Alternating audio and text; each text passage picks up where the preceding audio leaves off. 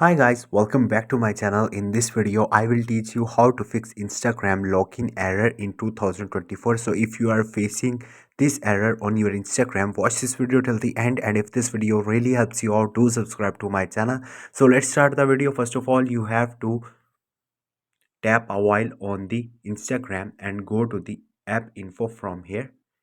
Now you are in the Instagram settings. Here you will see storage and the cache. Click on it, and after that you have to clear cache from here.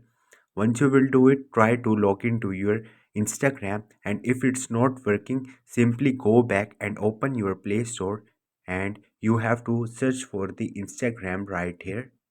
So I simply search Instagram, and once you will open it, you will see update button right here. Simply click on it and update your Instagram, and after that again try to log into your Instagram, and if it's still not working, simply go back, uninstall your Instagram application and reinstall it. So these are the ways to fix Instagram login error. Hope this video will helpful for you. If you have any question or any confusion, just drop a comment. I will try to help you. Thank you.